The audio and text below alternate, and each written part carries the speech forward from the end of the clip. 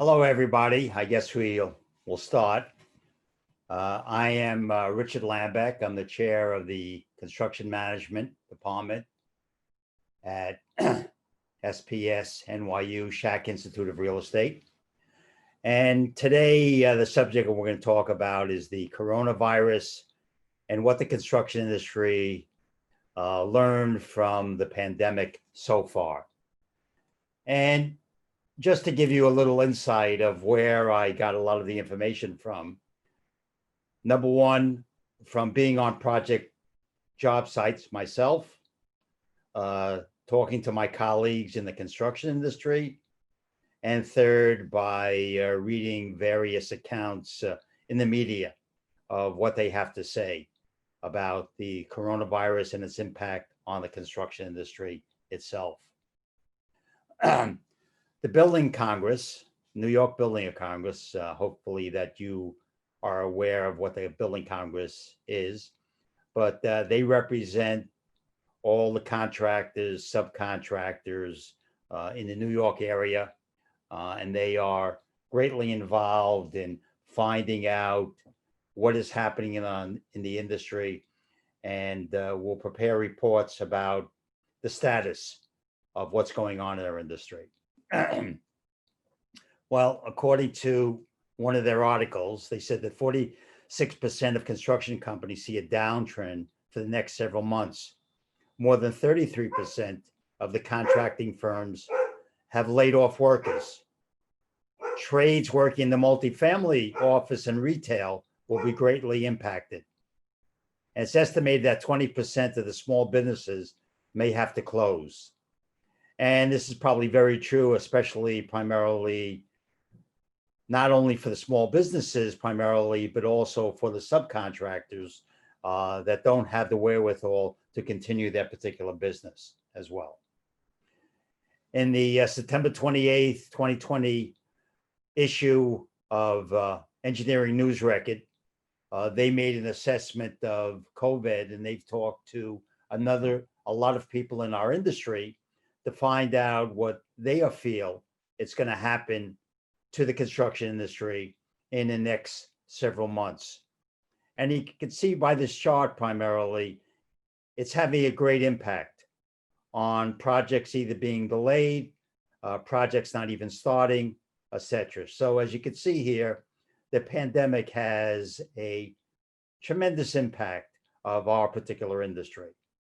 Hopefully things will get better. But right now, most of the people who are involved in the industry don't see a real turnaround probably until the next year, year and a half at least. The design of projects have improved from August to September, as indicated by the Dodge report, and I'll show you that report. And the design improvements is a precursor for possible increase to the number for starting new construction projects. That doesn't mean that they will actually start. It means that developers and people are looking at potentially starting projects up. However, if there is a problem with the economy and it doesn't come back, I'm sure that those projects will probably be put on the shelf until things have improved. Besides the improvement in the economy, the other thing that's going to have a tremendous impact on our industry is the results of the presidential election. So we'll have to see what happens when that occurs on November 3rd, what kind of impact it's going to have on the industry as a whole. So this is the Dodge Momentum Index. This is from August 20th to September 20th. You see that there has been a percentage change anywhere 3.2 for institutional buildings, up as high as 3.9 for commercial buildings.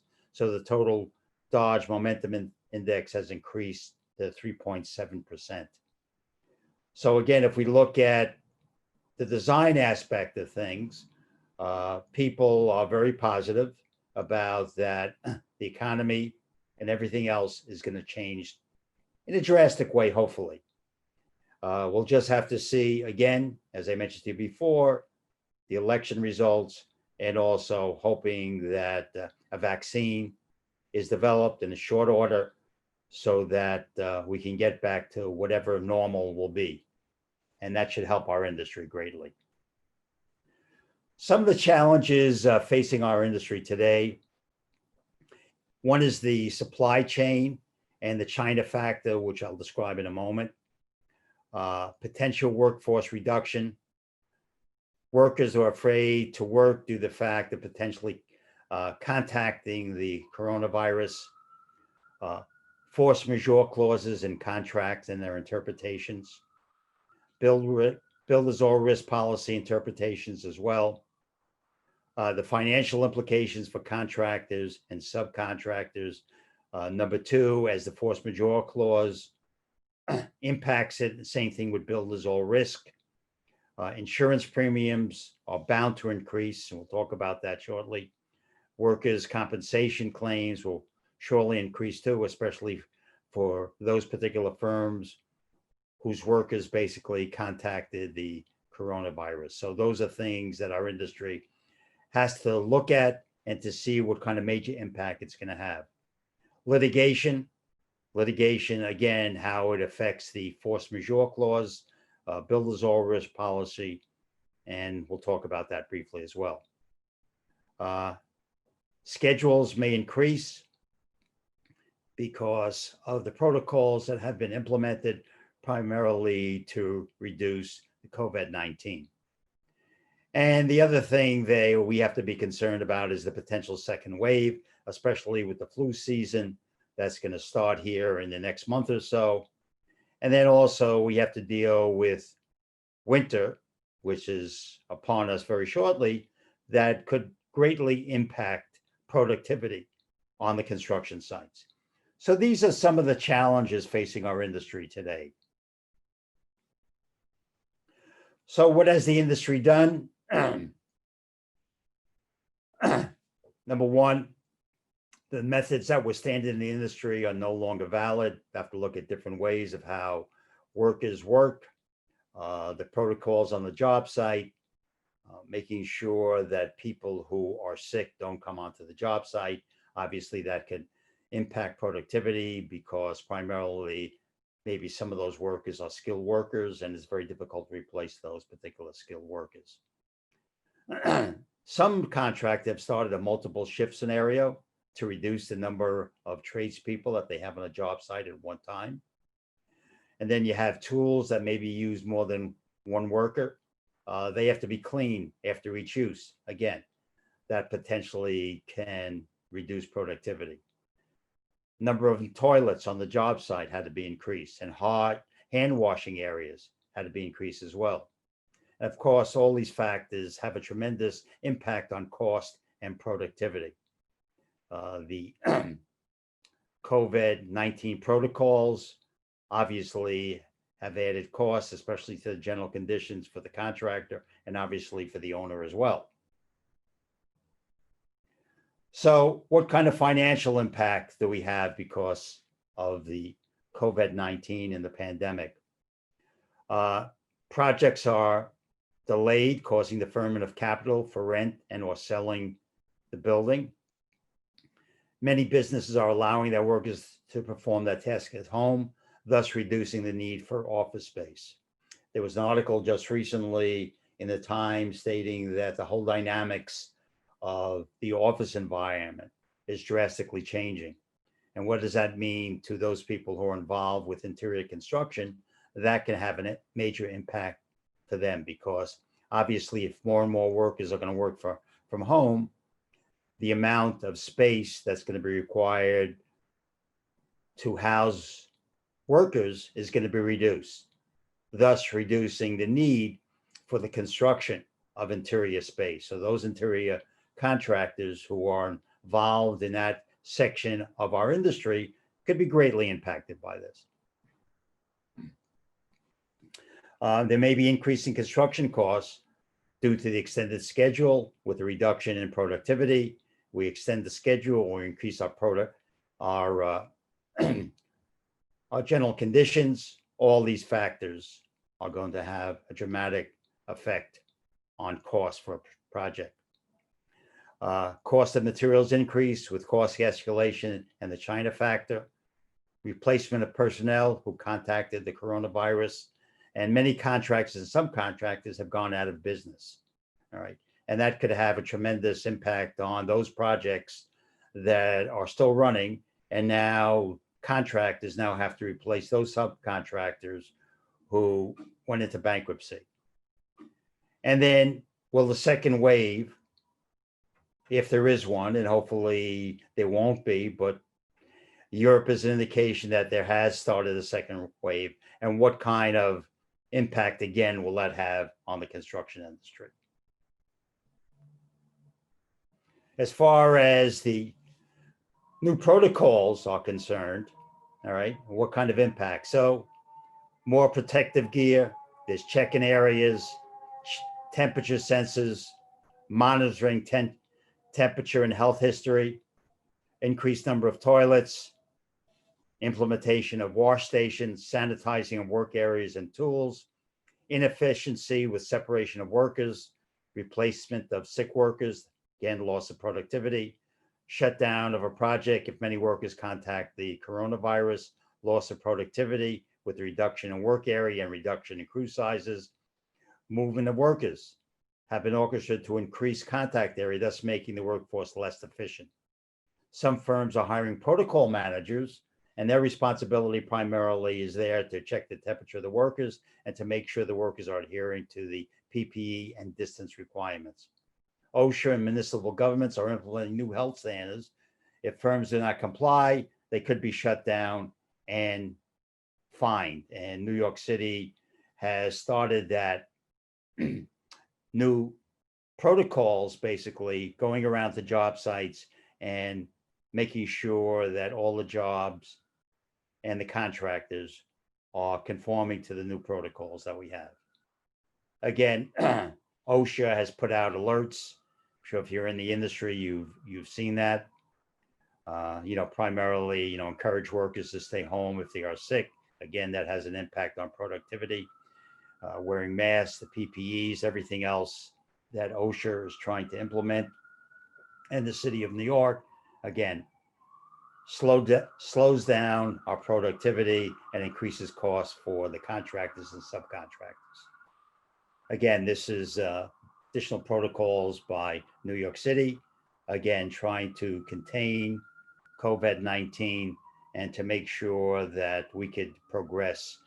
I mean, the state and Governor Cuomo is constantly looking at every industry, but specifically the construction industry, to making sure that that the industry is in fact abiding by all the protocols so we don't have an increase in the number of COVID cases.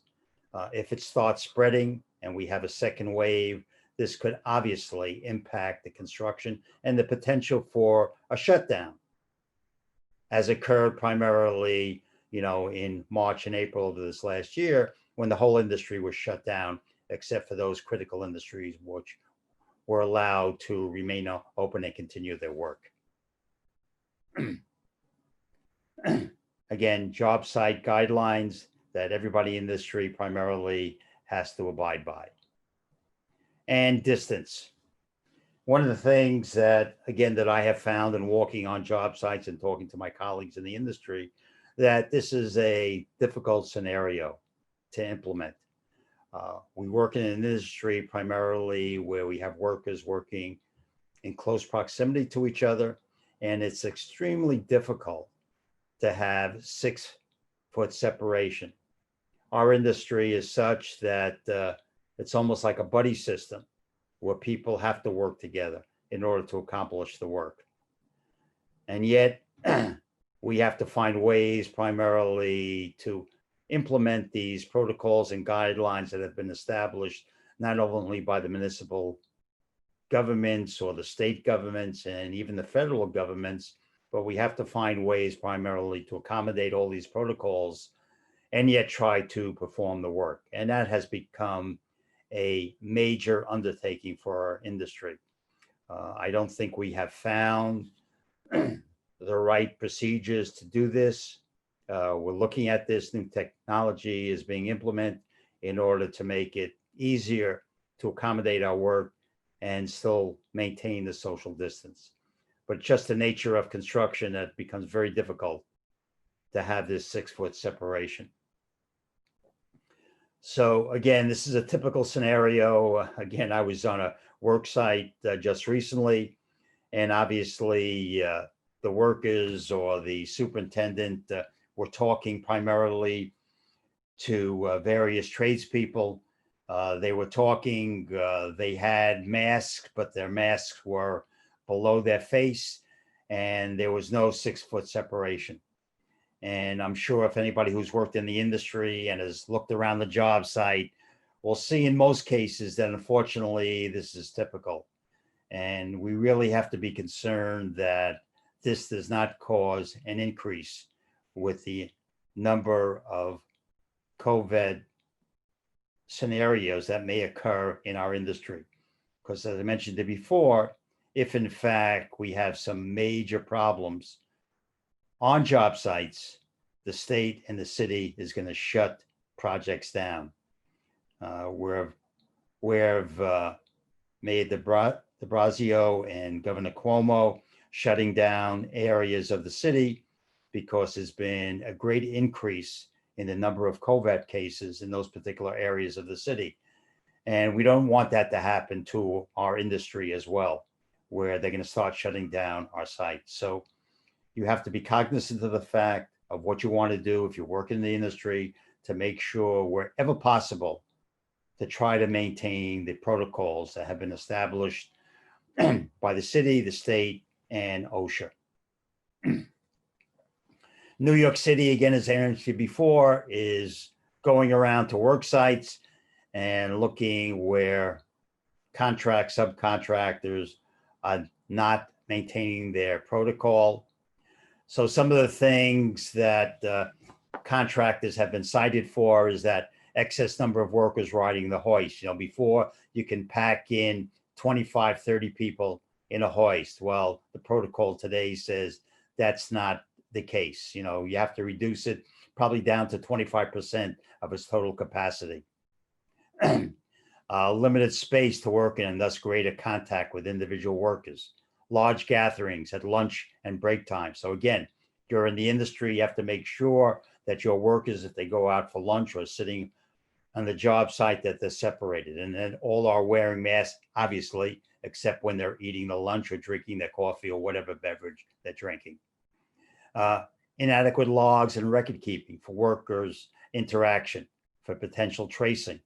The city specifically wants to make sure if an individual has contacted the coronavirus, that they can go back to that individual to find out who that individual had contact with. And obviously, this is a big way to try to limit the exposure of COVID to other people as well. Limited tracking for on-site cleaning. Fines are being implemented for sites not following proper protocols. So not only the building department may shut your site down, but also you're going to be fined as well. So you don't want that to happen to you on a particular job site. Talked about the supply chain. When the coronavirus first started, products that were coming from China were greatly impacted. With the latest trade disputes, this makes the situation worse. A new China factor is causing additional problems, which I'll talk about in just a moment. A second wave has already started in Europe. Thus, products coming from those countries could be delayed. And architects and the related consultants are evaluating other products that are readily available, but usually in most cases will cost more than those products coming from either China or from Europe. So we have sort of a second China factor that's affecting now. This came from an article, New York Times, September 27th, 2020. So it was just recently. And the name of the article is China on a Building Binge and Metal Prices Are Surging. So China has recently started an extremely large construction program. Primarily what they're trying to do is restart their economy. And China experienced a reduction of almost 7% in the economy. So now they want to revive it. And one way they anticipated by reviving it is restarting their construction program. Now, unfortunately, China uses up a lot of our materials, iron, copper, and other metals used in construction. China consumes approximately 50% of the world's industrial metals. So the cost of copper has risen about 35%. See the chart. So this will definitely have a direct cost increase for steel, copper, and stainless steel. So again, the China factor, we were concerned about tariffs. Now, again, we are concerned about the so-called China boom and what kind of impact it's going to have here in the United States with the cost of materials. So this just shows you the copper price. And you could see that there was a drastic drop when the pandemic started between March and April. And then now in September, the price of copper has gone up 18.1%. And obviously, those people in the industry know that if you're an electrician or you're a plumber, copper is a primary material that we use for those two trades. And obviously, the cost of those materials are going to be drastically increased, and cost the price for those materials, obviously, to have an impact on the total cost of a project. We have legal issues that we have to contend with. We have the so-called force majeure clause that's in contract. The contract is protected for extended schedules due to the pandemic.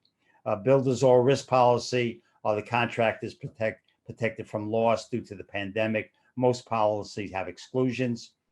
Many contractors waiting to be reimbursed for additional general conditions for delay in the project are still fighting that particular issue. There's also the business interruption lawsuits. They've already started because the business interruption basically did not cover pandemics. And lawsuits for workers who contact the coronavirus on the job site have been initiated. I've talked to several large contractors. They were telling me that some of the workers that work for subcontractors have primarily come back and instituted lawsuits because of the coronavirus that they have contacted. So again, we in the industry have to be cognizant of the fact that this may be issues as we continue on with our construction phase. The force majeure clause. So these are in a lot of construction contracts. However, a lot of developers and owners have tried to eliminate that, but work that has already started, they have been included. So what we have here is that the force majeure clause excuses the contractor owner from performing work due to an event that was not controlled by either party. This was usually referred to as an act of God. And what this really applied to is hurricanes, tornadoes, earthquakes, floods, any above normal windstorms or conditions that was considered an act of God. A lot of the construction parties who had this in their contract wanted to invoke the force majeure clause. Obviously, they have to notify the party within a specified period of time. And this is usually indicated in the notification clause. And that is extremely important. If you're involved with a contract that has a force majeure clause that you want to basically go back and tell the owner that there's been a delay because of this, you have to notify them within a certain period of time. And the courts have upheld that if in fact you do not notify the owner or developer in that period of time as stipulated in the contract, then that doesn't hold true anymore. You cannot invoke the force majeure clause. And with the coronavirus, there is no legal precedence as to whether the force majeure clause is applicable. The states or the courts are going to decide. I know there's been some lawsuits that have already started in regard to the force majeure clause, and contractors who in fact have this article in their particular contract will have to wait and see what happens with these lawsuits. And again, this could have a major impact and consequence for the contractors. Liquidated damages as well. It has impact on the contractual completion dates. Section 8.3.1 of the AAA documents may protect the contractor from delays. So that's something that if in fact you have a standard AAA document, you want to look at that 8.3.1 as well. Insurance. In most cases, the general insurance policies do not cover pandemics. Builders all risk policies do not cover pandemics. Again, the business interruption insurance does not cover pandemics. The only way that these issues can be resolved if the government or state governments step in to clarify and or to mandate certain relief. And in any scenario, the premiums on insurance are going to have to increase, and they've started to increase as well. So there's a lot of factors outside the construction industry that are dictating the need for the insurance company to increase their premiums. This includes the fires in California, the floods around the Gulf Coast, which is continuing as I speak, and the increase in the number of hurricanes. So all this has a major impact on the insurance industry. Again, will snowball to us in the construction industry with an increase in premiums that we in the industry are going to have to pay. So even with this pandemic, there are opportunities that may occur and things have started to happen. The methods for construction are constantly being reevaluated to see how we can deal with the loss of productivity in our industry. One way to do that is to consider more extensive use of modular construction. Also to have more components fabricated in the factory environment. The separation of the workers for modular and sanitation of the workforce are easier to achieve than on a job site, obviously. You have better control in a factory environment where components are fabricated than you do on the job site. And the contractor can achieve better quality control of the construction components, again, with modular. And we have modular. We've been using modular for years. The installation of curtain wall is a case in point, where in fact, we used to use what's called a stick system. Now we're using the modular system where all the components come together with glass, the mullions all come together on the job site doing that. The installation of sanitary systems are doing that as well. So more and more components primarily are being fabricated in the factory and brought to the job site. And more owners and architects, engineers, or contractors are looking at modular primarily to try to increase productivity on the job site and to make sure that our workers are going to be safe when they work on a particular job site. So again, what do we have here? We have reduced the amount of contact that workers have with each other, reduce the time for installation, better quality control, less time for delivery of components. That's less time for workers to have contact with one another. It increases overall productivity, which is now reduced to the phasing of the various construction elements, and limited weather concerns, because now we can put all the components together in a factory environment, bring them in to the work site, and then install them. So weather becomes not a limiting factor, but it's reduced as far as impacting the particular job site. And one of the places where we see this happening is the new Google Hub along the High Line here in New York City.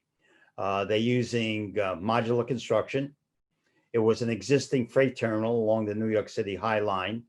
The implementation of precast panels with Lego type connections, safe working environment using social distancing during the production process, obviously, as we discussed before.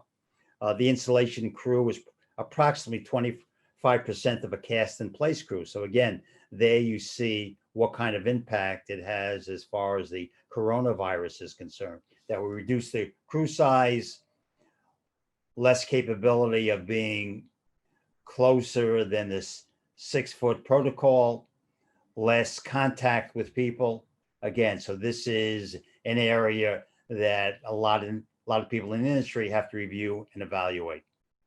Only 2 cranes were required versus 4 cranes that will be required for cast in place concrete, thus reducing congestion and more worker contacts. So again, another method that they have to use, again, to reduce number of workers, number one, but number two, more importantly, that the contact between workers are reduced.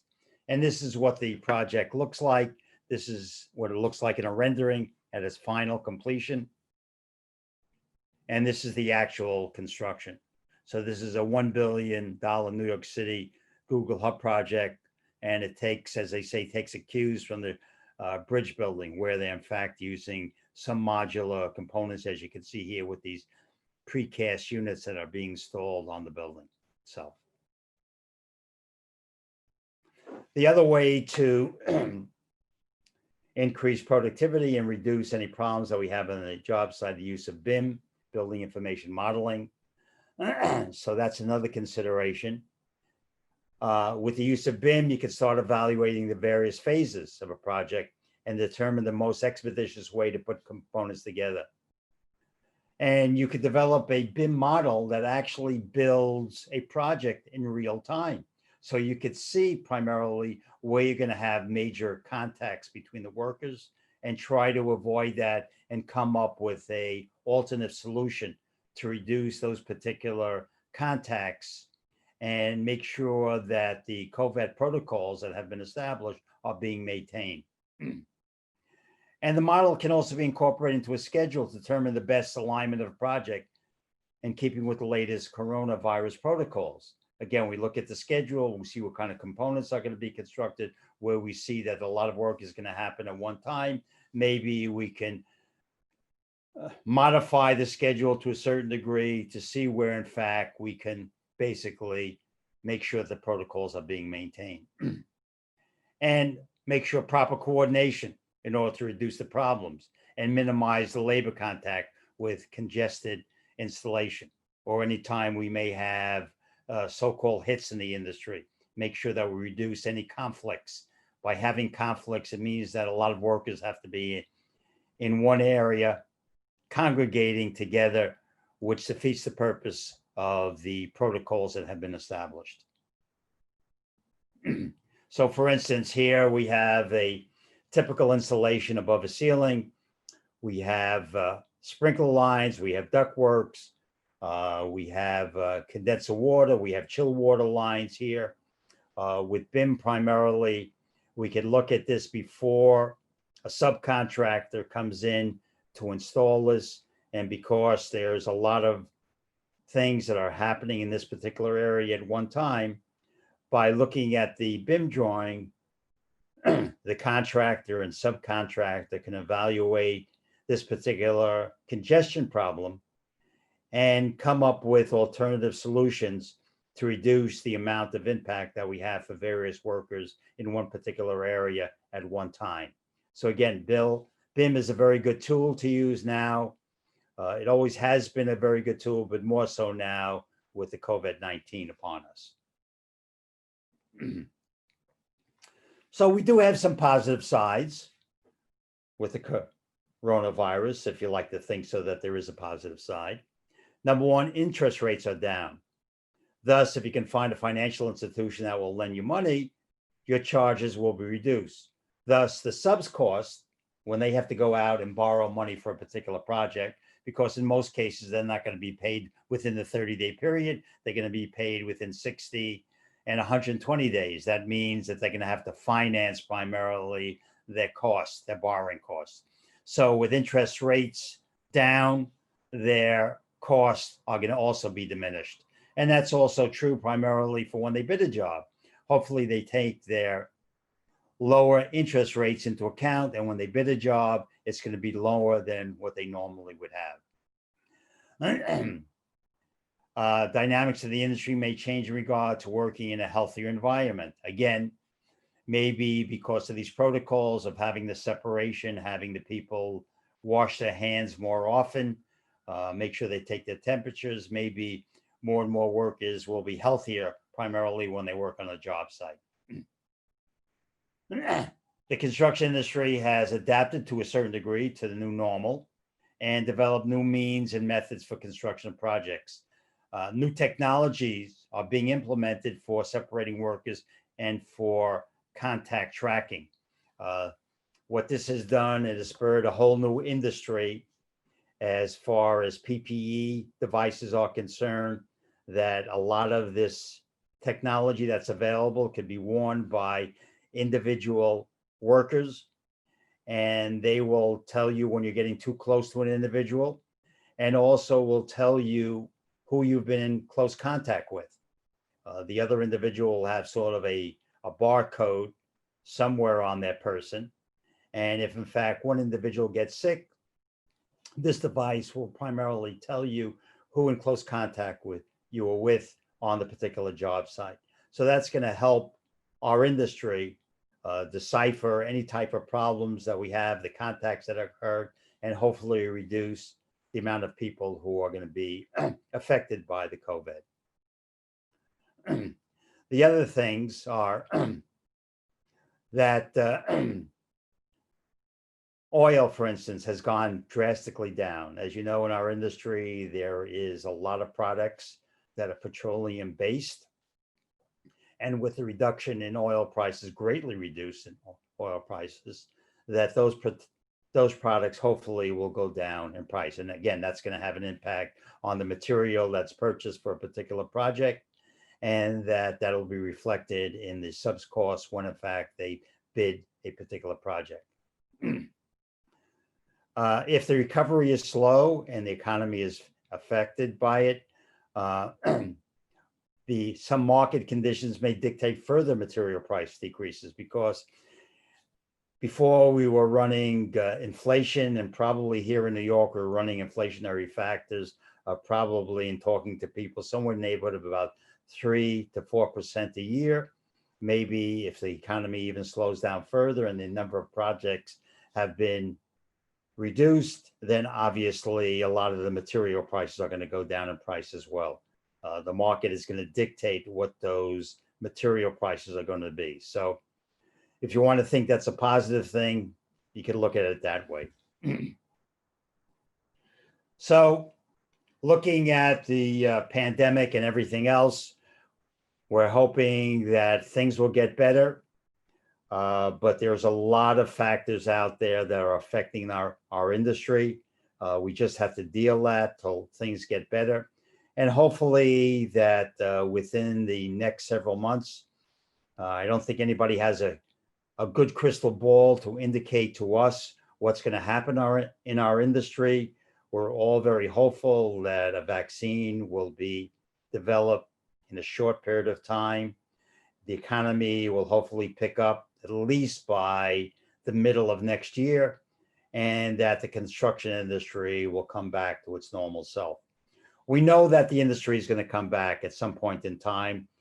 We saw this with the recession that was held in 2008, where there was a great reduction in the amount of construction projects that were occurring during that period of time. But eventually, 5 years, 6 years, we saw our industry come back. Before the pandemic started, we saw that the construction industry in New York was doing close to $60 billion worth of construction. And we're hoping that within the very near future, that our industry is going to come back and start basically doing construction and hopefully get up to that level again. So we'll have to wait and see. I'm optimistic and hope that will occur.